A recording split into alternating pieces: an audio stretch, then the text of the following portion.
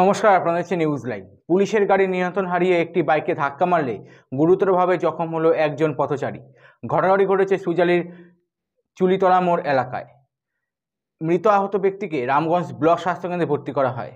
চিকিৎসা শুরু করার কিছু সময়ের মধ্যেই সে মারা যায়। তার নাম মোহাম্মদ সোহরাব, বয়স 50, বাড়ি ওই এলাকায়। স্থানীয় বাসিন্দারা রাস্তায় নেমে বিক্ষোভ দেখায়। পুলিশের গাড়ি চালকের গাফিলতির কারণে ঘটনাটি ঘটেছে।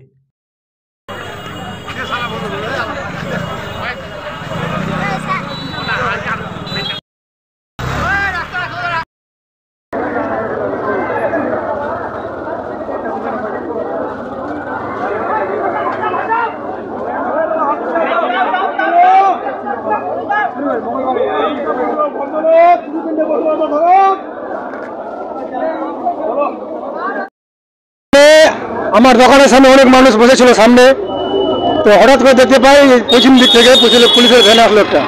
তো পুলিশের ভ্যানটা দেখি মানে অন কন্ট্রোল এদিক ওদিক যাই, এখন টার্নিং নিলে আবার কী করবে, সামনে লোক ছিল, লোকটা বাজার জন্য আমার ঘরের পাশে দাঁড়ালো, সেখানে যে লোকটাকে মানে লাগিয়ে দিয়েছে। লোকটা কী করছিল? লোকটা মানে বাজার জন্য মানে ঘরের পাশে দাঁড়াইছিল, লোকটাকে নিয়ে বসেছিল না দাঁড়াইছিল ওখানে। গাড়িটা কোন দিক থেকে আসছে? পশ্চিম দিক থেকে আসছিল। পুলিশের গাড়ি ছিল? পুলিশের ভ্যান ছিল। কয়জন ছিল? পুলিশ একাই ছিল। একাই ছিল? হ্যাঁ। গাড়িটার নাম্বার জানা আছে? হ্যাঁ অবশ্যই আছে, নাম্বারটা মনে নাই। যাকে লাগছে ও কেমন আছে? ও শোনা আছে মানে হসপিটালে আছে, অবস্থা ভালো নাই, দেখা যাক কি হয়।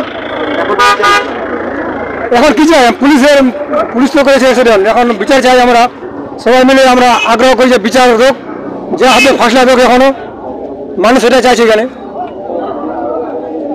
আপনার নাম? এমডি আলম। কোন এলাকা এটা? ধুলিগাঁও।